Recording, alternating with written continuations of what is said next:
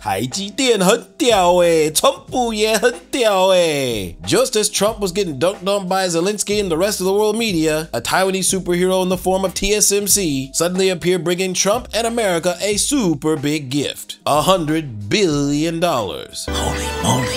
But while this is all going down, something else happened that very few people even noticed. The confirmation hearing of U.S. Deputy Secretary of Defense. Wakariko. This confirmation hearing will shape the future of U.S. defense policy for the next 4 years. And after I show you everything they said, and if some of you are still doubting whether or not Trump and the U.S. will come to Taiwan's aid or abandon them altogether after the whole TSMC ordeal, 那你的 IQ 分数比我爆米花还少欸。So refill that 爆米花 and 准备 yourself because 真的是代志大条。我只想什么？我只想什么？ So, remember when Trump was getting roasted by every single news outlet a few days back? Then Zelensky went on a 装可怜 EU tour, convincing a bunch of European leaders to donate empty promises like 5,000 missiles, though good luck on figuring out exactly where they're gonna make those. And then there was the loan deal that's not really a loan because it's financed by the frozen assets of Vladimir Putin. God damn it! You can't make this shit up! That's right, the EU are using Putin's money to fund his ops. I'm sure he's really happy about that one. Yesterday evening, the UK signed a £2.2 billion loan to provide more military aid to Ukraine, backed not by the British taxpayer, but by the profits from frozen Russian assets. And today I'm announcing a new deal, which allows Ukraine to use £1.6 billion of UK export finance to buy more than 5,000 air defence missiles. We will go further to develop a coalition of the willing to defend a deal in Ukraine and to guarantee the peace. The UK is prepared to back this with boots on the ground and planes in the air. Together with others, Europe must do the heavy lifting. But to support peace in our continent and to succeed, this effort must have strong US backing. Then, after a day or two of joining hands with Europe, half of America, and even Taiwan and shitting on Trump, Zelensky decided to write a non-apologetic apology letter to the Orange Man. My team and I stand ready to work under President Trump's strong leadership to get a peace that lasts. We do really value how much America has done to help Ukraine maintain its sovereignty and independence. And we remember the moment when things changed, when President Trump provided Ukraine with javelins. We are grateful for this. Our meeting in Washington at the White House on Friday did not go the way it was supposed to be. It is regrettable that it happened this way. It is time to make things right. We would like future cooperation and communication to be constructive. Regarding the agreement on minerals and security, Ukraine is ready to sign it in any time and in any convenient format. We see this agreement as a step toward greater security and solid security guarantees, and I truly hope it will work effectively. Bruh, you show up to the White House and argue private matters with the two gatekeepers of your war chest in a very public manner, all the while threatening Americans with potential war if they don't help you, and then you write a non-apologetic apology to the gatekeeper of your war chest? Not a great plan. We have some breaking news. CBS News has confirmed the Trump administration is pausing all military aid to Ukraine. Now, the Trump administration had not promised any new military aid to Ukraine, but what it had not stopped was what was in the pipeline committed by the Biden administration. The Biden administration, as we know, had committed about $66 billion worth of equipment from current Defense Department stocks and in contracts for defense industry to make weapons for Ukraine. This pause now stops all of that. And just as the world was at their climax of dumping on Trump, a valiant Taiwanese man showed up with a big $165 billion check, making Taiwan the largest foreign direct investor in American history. So we are now very happy to announce we are going to invest additional $100 billion in addition to our current $65 billion investment in Arizona. We are going to build 3 more new fabs after we promised the 3 fabs already, and another 2 very advanced packaging fab, and most important, R&D center also in Arizona. For this, all the investment, $165 billion, is going to create thousands of high-paid jobs, as the president just announced. And we are, most important, actually, we are going to produce many AI chips. We're going to produce many chips to support the AI progress and to support the smartphones progress. And the press conference had over 1 million views in just one day. And because of this, Trump won back just a little bit of confidence from the American people. The tariffs, as you know, it'll start a week earlier than the reciprocal, which is going to be on a couple of weeks earlier. Reciprocal tariffs start on April 2nd. And I wanted to make it April 1st, but I didn't want to go April Fool's Day, because that costs a lot of money, but that one day. But so we're going April 2nd. But very importantly, tomorrow tariffs 25% on Canada and 25% on Mexico, and that'll start. So they're going to have a tariff. So what they have to do is build their car plants, frankly, and other things in the United States, in which case they have no tariffs. And this is exactly what Mr. Wei is doing. By building here, otherwise they'll build, if they did them in Taiwan to send them here, they'll have 25% or 30% or 50% or whatever the number may be someday. It'll go only up. But by doing it here, he has no tariff, so he's way ahead of the game. And now, Taiwan Bing Yu, we need to understand one very important thing. Just because Taiji Dian invested over $100 billion in America does not mean that Trump won't impose tariffs. In fact, I'm almost 100% sure that he will, and they're gonna be high, probably even over 50%.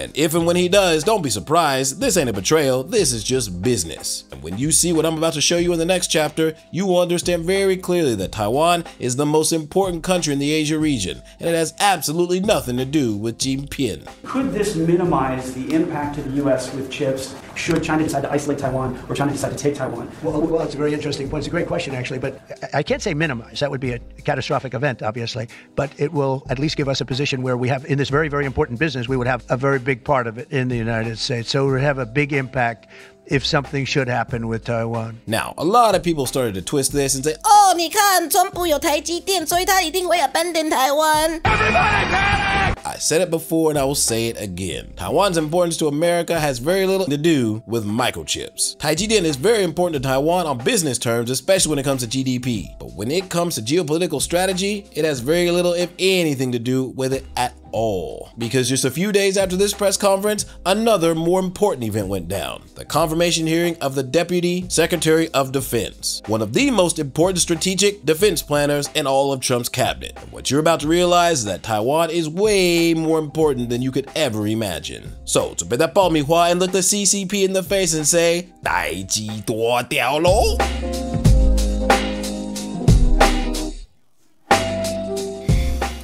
So proceeding on, if confirmed, Mr. Kobe would oversee the developments of policy and strategy for the Department of Defense. He would assume these responsibilities during the most dangerous security environment since World War II. The deepening military cooperation between China, Russia, Iran, and North Korea represents a complex and far-reaching set of threats. These threats demand a generational investment to revitalize America's military strength. They demand rapid Pentagon reform, and they demand a fresh look at strategies needed to achieve our national security objectives. The American people need to understand what is at stake. We should help the country appreciate the risks imposed to our way of life. Beijing is leading an emerging alliance of countries with one clear objective: to use their economic and military power to tear down the United States and impose their will on global affairs. The new axis of aggressors is a greater menace than we have faced in decades. Under Xi Jinping's leadership, the Chinese Communist Party has undertaken one of the largest and most aggressive military buildups in history. Their speed has been astounding. So basically, this hearing is like America deciding whether to hand over the keys to its future strategy. And guess what? The big bad villain in this story is China, basically being treated like Germany in World War II. And the message is crystal clear. America is in trouble, and China is public asshole number one. Your soul is mine. So I did a little word count during the hearing, and here's what I found. China got name dropped 93 times. No surprise there. Then Ukraine came in second with 73 mentions, followed by Russia at 61, and Taiwan 52. But TSMC only got one honorable mention. From this alone, you can tell that China is officially public enemy number one for the USA. Thank you, Mr. Kobe. As I mentioned in my opening statement, I have appreciated what I view as your clear articulation of the core U.S. interest in Taiwan, which are too infrequently discussed in public here in America. As you wrote in American Compass last year, quote, nothing that could happen abroad is more plausibly and gravely threatening to Americans than China invading Taiwan. Well, your 2022 article at Stanford has about as good a one-paragraph summary of our interest in Taiwan as I've seen. Yet in November of last year, some people believe your position may have taken a marked turn as you wrote, quote, America has a strong interest in defending Taiwan, but Americans could survive without it. So, Mr. Kobe, I'll let you respond to that, but specifically, can the United States enjoy a golden age for America with increasing prosperity for our citizens in this century if we fail to deter China in Taiwan, or worse yet, lose that war. Losing Taiwan's fall would be a disaster for American interests. The underlying logic behind my position is that the military balance vis-a-vis China, as you, sir, and your committee members, fellow committee members have amply and eloquently pointed out, has deteriorated dramatically. What I have been trying to shoot a signal flare over is that it is vital for us to focus and enable our own forces for an effective and reasonable defense of Taiwan, and for the Taiwanese as well as the Japanese to do more. So my position in terms of the value of Taiwan is consistent, but what I'm very fearful of, Senator, and I think this is agreed across administrations of both parties, is that, the military balance has declined. So what I'm trying to avoid a situation in which, because we are not adequately prepared, we get in a situation, the analogy I like to use is Winston Churchill in 1940 wanting to send Spitfires and Hurricanes to the Battle of France, but Marshal doubting, saying, if we do that, we're not going to be prepared to be able to defend the home islands. That's a sort of an extreme example, but that's what we're trying to avoid. How soon will it take us to get prepared? It would be essentially my number one, or one of my very top priorities, if confirmed, to try to get us prepared as quickly as possible, and then over the medium and longer term as well, Senator. And you and I are absolutely united on that. Rough translation, whatever goes down overseas, be it Russia attacking Ukraine or attacking Germany, or even Israel getting hit again, all that pales in comparison to China attacking Taiwan, because that would seriously threaten the United States. Now, it wouldn't destroy us, but it would definitely keep us from 过得很爽 and enjoying our golden age. Needless to say, 这个很严重哦. And did you notice in that statement, TSMC wasn't even mentioned once? Because like I said before, it is not about Taiwan's microchips. It's about Taiwan's geographical location, and that makes our country one of the most important in the entire world right now. Last year, INDOPACOM admitted to Congress that it had the most unfunded priorities in its history, $11 billion. One of INDOPACOM's biggest shortfalls was missile defense. At the same time, we've been giving Patriot missile defense systems to Ukraine. We fired off hundreds of million-dollar missiles shooting down $1,000 Houthi drones. How wise is it to burn through our missile defense stocks in less important parts of the world when INDOPACOM is so desperately short of those weapons? Well, I think, Senator, thanks. This is exactly the problem I'm pointing to. That's not to say that we shouldn't be doing anything in Europe or the Middle East. To the contrary, but it's to say if we all agree that China is the top challenge and China is the most formidable threat, we need to act like it, because especially given what Admiral Paparo and others are saying, and Bill Burns has been saying, that we need to act like this could actually happen. I agree with Secretary Rubio. There is a very real threat under President Trump's, in the term that he's been elected to, given the 2027 date, that God forbid a war could happen. And I agree that President Trump has said that China would not attack Taiwan under his watch, and if confirmed, I would make it my particular business, to give him the military strength to back that up, coupled with the negotiating ability, Senator, that you just referred to. Yeah, on that note, our Navy's not as big as it needs to be. We especially don't have enough Navy ships in the Pacific to counter China's rapidly growing fleet. Despite that, President Biden decided to permanently deploy more Navy ships in Europe to counter Russia, a nation which lost most of its Black Sea fleet to a country without a Navy. Mr. Colby, should we be putting more vessels in Europe when we already don't have enough in the Pacific? Senator, I think we should be putting the military capabilities, especially that are relevant in the priority area, ships, submarines, missile defense assets, have to be focused on deterring a conflict over Taiwan. And if, God forbid, it happens, giving our soldiers and sailors and airmen and defenders and Marines the best shot. I mean, that's something I feel very deeply is I'm not in uniform, but if confirmed, it would be my job to make sure those who are in uniform or who do stand in harm's way, the best shot at winning, because the American military shouldn't get in a fair fight. Now on to Ukraine. It's already drained a ton of resources that were supposed to go towards beefing up defenses in the Asia-Pacific region, Taiwan included. And Mr. Colby, you've advocated a reduction in support for Ukraine, which you characterize as a distraction from Taiwan. Yet former CIA Director Bill Burns, one of the most astute commentators about Russia, former ambassador, CIA Director, stated that no one is watching U.S. support for Ukraine more closely than Chinese leaders. And quote, one of the surest ways to rekindle Chinese perceptions of American fecklessness and stoke Chinese aggressiveness would be to abandon support for Ukraine. So what message are the president's action sending? Well, Senator, I'd say a couple things. One, my arguments about Ukraine have been based on the need for strategic prioritization. I don't contest the fact that the Chinese are looking at what we're doing in Ukraine at all. But fundamentally, Senator, my view, and I think it should be of particular interest to this committee, sir, is that we have to have the military capabilities in Asia or relevant to Asia to be able to conduct a local defense of Taiwan at a cost and level of risk that the American people are prepared to tolerate. And that has been my main focus. My aspiration, if I would put another in to kind of build on what the Vice President was saying, a longer-term top priority for me would be, if confirmed, would be to revivify our defense industrial base so that we are no longer in a position where our defense industrial base cannot produce at levels where we can resource in multiple theaters at the level that we need. That's where we want to get back to. So let me spell it out. For the US, Taiwan seems to be way more important than Ukraine. So forget all that today's Ukraine is tomorrow's Taiwan talk. It's just not true. In Washington's eyes, Ukraine isn't even in the same league as Taiwan. Would you like me to continue, Senator? Yes, if you would elaborate on your affirmative answer to that question. Yes, Senator, I do believe there's a counter coalition that is working as active. And I know the Chairman, you talked about this extensively. But again, the factual predicate that I think we all must proceed from is that, as the 2022 National Defense Strategy said, we have a one-war military in change. We don't have a military that's capable of fighting four adversaries at the same time. I would like, in theory, in principle, to have such a, but that's not the reality. I believe, especially because the threat is so acute and so realistic, and because of the very real possibility of multi-front war, we must have a realistic plan. And I feel a special obligation that, if confirmed, I must deliver a strategy that actually deals with that. That's not neglecting the Iran threat. That's not neglecting the military threat that Russia poses, but it is a realistic plan to deal with that. And part of that, of course, is greater defense investment and revitalization of our defense industrial base, but it's also making intelligent use of our allies, and in particular, in the case of Europe and countries like Japan and Taiwan, pressing them to take greater responsibility, which they can and must do. Thank you very much, and thank you for that elaboration, which required us to take a little extra time. And Mr. Colby, I think you'll acknowledge that is precisely the situation that my Peace Through Strength plan attempts to address beginning right now. Senator, absolutely. I've had the pleasure of reviewing it, and I think we're keying off exactly, and you know, big supporter of that kind of perspective of restoring American strength, defense, industrial might, and getting our allies to do more, which it seems to me is also the perspective of the President and the Secretary of Defense. Here's the kicker. America is broke, and there's only enough cash for one major showdown, and that fight is with China. Period. I think, you know, and I talked about this in my responses to my advanced policy questions, this so-called Lippmann gap, named after the famous journalist Walter Lippmann, who talked about, you know, the danger of a gap between what you're aspiring to do and what you actually can do. And if you get that bluff called, that's catastrophe.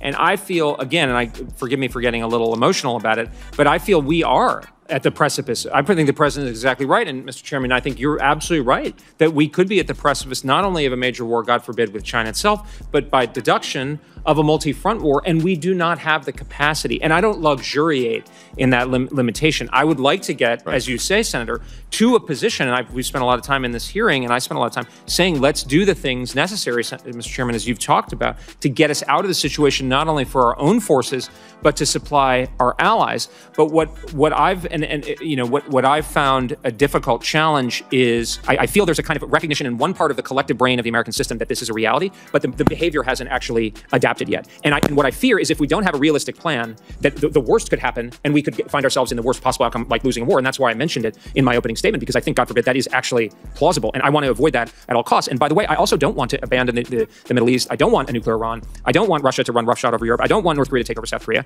But if we know, as a factual, empirical matter, that we can't do all those things in even remotely concurrent timelines, don't we need to have a credible plan for how to do so? And I think part of that is greater resources, Mr. Chairman, as you've advocated for. And I think that, you know, in the reconciliation, hopefully that will be part of that reindustrialization. But also the secret sauce, I think, Senator Sullivan, as you were saying, is our allies. And they can do more, and they have done more. I mean, Japan is an incredibly wealthy economy. I mean, Taiwan, look at the investments the President got for TSMC yesterday. These are incredibly wealthy societies. Why are they not spending at levels commensurate with the threat? I don't understand. Oh, and Taiji did. Well, the only time it came up was to remind everyone that because of them, Taiwan is rolling in fat stacks, so they should pony up more for their own defense. Yep, Uncle Sam is zhie as fuck, saying, hey, Taiwan, time to start choosing between security, national health insurance, or higher taxes. But you can't have it all. This ain't exactly Europe where you can chant about democracy while simultaneously buying gas from Russia. I want to turn briefly to Taiwan. You have said here today and in your past writings that Taiwan is a critical matter for us. You wrote in 2016 that you thought we should give explicit security guarantees to Taiwan, reversing a decades-old policy of strategic ambiguity. You opined in the same way in 2020 in response to a hearing in the House of Representatives. Over the past couple of years, you've started to say, as Senator Wicker pointed out earlier, that Taiwan is a vital interest, but it's not existential interest to us, or it's not essential to us. It seems that you have changed your thoughts somewhat in the last couple of years. That is not, I suspect, because of Taiwan's defense spending, which, though still inadequate, I agree, has been trending upward for 7 straight years. So could you explain to us why in the last few years your views seem to have softened somewhat about the defense of Taiwan? Absolutely, Senator. I've always said that Taiwan is very important to the United States, but as you said, it's not an existential interest. It's very important. The core American interest is in denying China regional hegemony. What's changed, Senator, as we discussed, is the dramatic deterioration of the military balance. So if I could use the Churchill example again, it's different to engage in a futile and overly costly effort that would destroy our military. And I know you've written very eloquently about this danger in your recent book. And the other point that I would say, Senator, is that I believe that we actually have implicitly, our relationship and our commitment to Taiwan is largely implicit or indirect or customary. We actually have specified our commitment through things like the designation of Taiwan as the pacing scenario for the department. So my view that the combination of the greater threat from China and the lack of preparedness on our part. I have a different assessment with respect, Senator, about Taiwan's efforts. I think actually as a proportion of GDP, it's well below 3%. I agree with President Trump that they should be more like 10%, or at least something in that ballpark, really focused on their defense. So we need to properly incentivize them. So together, that means that my focus has been, again, with the shooting the flare metaphor I used earlier, Senator, to get Taiwan motivated, to avoid precipitating a conflict that is not necessary with Beijing, and giving us time and space to be able to try to rectify this problem, because that is my goal, Senator. And then there was this really interesting moment where someone pointed out that while Taiwan is super important to the US, losing it wouldn't destroy America. It would just make it a lot less comfortable. Like no more first-class lifestyle with Uncle Sam. So naturally, they're nudging Taiwan to spend a little bit more on defense. And the funny part is, turns out Taiwan has more bargaining chips than Zelensky does. Who would have thought? China's coercive activities in the Indo-Pacific. Do you see any states hedging, and what can we do to minimize those states' concern about the U.S. commitment to regional stability and security? Well, I think that's a really important question. I think in a sense you see hedging behavior all the time. You see balancing behavior by countries, take Taiwan or Japan, for instance. Japan is, albeit far too slowly, increasing its defense level of effort. It needs to go a lot farther, a lot faster. But you also see some hedging behavior. You see, engagement with Beijing. And I think all of the countries are kind of, continually reevaluating. I think the most important thing that we can do is have credible, capable military forces that are in the right place at the right time, to my discussion with Senator Sullivan, to be able to defeat sustained and effective Chinese aggression against a country within our security perimeter. So what are your thoughts on a NATO-like alliance in the Indo-Pacific? I'm not theologically opposed to it, Senator, but I've been skeptical. I was in Korea earlier last year, and there's the trilateral with the United States, Japan, and Korea. I think that's encouraging in some ways, but if we look at South Korean political dynamics over the last 6 to 8 months, it's not clear that that's going to be enduring. And so I think there's a lot of spade work and political capital that's put into a multilateral organization, whereas I think something may be building up to have more multilateralization in the region, but not the huge ambition of an Asian NATO, especially because you've got Japan over here, India over here, Australia down here. Their circumstances are quite distinct. But here is the catch. Taiwan, like a lot of Asian countries, has the habit of trying to play both sides, cozying up to both China and the US. And Bridge straight up said, And Marissa, don't do it. Ideally, Asia would have its own NATO-like alliance, but good luck with that when countries like South Korea, Japan, and Taiwan all have pro-China factions fucking things up bad. Just a note on Taiwan. To me, one of the critical questions is how much is Taiwan committed to its own defense? It's disturbing to me that in recent months, the Parliament of Taiwan has moved to cut their defense budget. And how are we to be expected to think about sending Americans into harm's way on behalf of a entity that doesn't seem all that interested in protecting itself? Are you disturbed by that move in the Taiwanese Parliament? I'm profoundly disturbed, Senator, and I think the question that you're raising is one that I've heard not only Democrats but Republicans raise often in private. Secretary Mattis, who was mentioned earlier, said we can't care more about your defense than you can. So this is where I think I've been trying in my communication and my recommendations for policy vis-a-vis Taiwan to try to induce them in whatever way possible to become, say, more like South Korea. So it's a very plausible model with a much more serious military, because not only I don't think it's fair to Americans to ask Americans and our servicemen and women to suffer at great if our allies are not pulling their weight, but also that it won't even be viable. Oh, and here's where it gets really juicy. Apparently, the U.S. has been keeping very close tabs on Taiwan's legislature to see who's been cutting defense budgets. Yes, sirree, Big Brother has a very long telescope. I would agree, and you talked about it earlier, it's the KMT, and it is the KMT, by the way. They control the legislature. It's different from the president's party. They're playing a dangerous game on their defense budget. If anyone from Taiwan is watching this hearing, they need to realize they're playing a dangerous game. Okay? Cutting defense spending right now is not the right signal. We all agree with that. As you know, the Taiwan Relations Act requires the U.S. to make weapons available to Taiwan for its defense. Every administration since 1979 has pledged to abide by that, and has. The Trump administration did a great job its first term. If confirmed, will you work with us to make sure we're going to turn the Taiwanese around, but that we will commit to work with Taiwan and us to comply with the Taiwan Relations Act? Yes, certainly, Senator. And even more than that, I would make it a special focus to accelerate and revamp and focus those capabilities and expand them, those weapons transfers and sales and so forth, to assist Taiwan in its ability to defend itself. So I've mentioned the pressure that we need to put on Taiwan. I think you're absolutely right, Senator. But we also need to do our part on the U.S. side to make real capabilities available in a timely fashion, which we've not done a good job on. Get those weapons out there. I met with the previous president. She had a great statement to me when I talked about will. And she said, will is often a function of training and capability. If you're stronger and you have weapons, we have this giant backlog, for example, of harpoons, that we should be getting to the Taiwanese. So I think that's an important point that she made. And then there was a bombshell from the Alaskan Republican senator who met with Tsai Ing-wen and basically called her out for paying for weapons that haven't even arrived yet. And what's wild is now Team Tsai, the DPP, who's supposed to be left-wing, somehow has these connections with very right-wing Republicans in Washington. That's crazy, man. Now, I don't know about you, but this makes me feel very confident about their grasp on American politics. Because unlike Zelensky, who is partisan as fuck, bowing to the Democratic Party, these guys, on the other hand, seem to be open to working with both sides. And once Bridge is confirmed, I'm almost 100% certain that he will be on the first flight over to Taiwan. And it will definitely make huge news. Don't trust China. China is asshole. So, knowing what you know now and seeing what you've seen, do you really think that Taiwan is nothing but a bunch of microchips? And more importantly, do you think my country is just gonna sell you out? And also, are Ukraine and Taiwan in the exact same position? Let me know what you think down below. Keep it civil, remember to like, subscribe, and shall say eat the end. And I will see you on the flip side. Peace!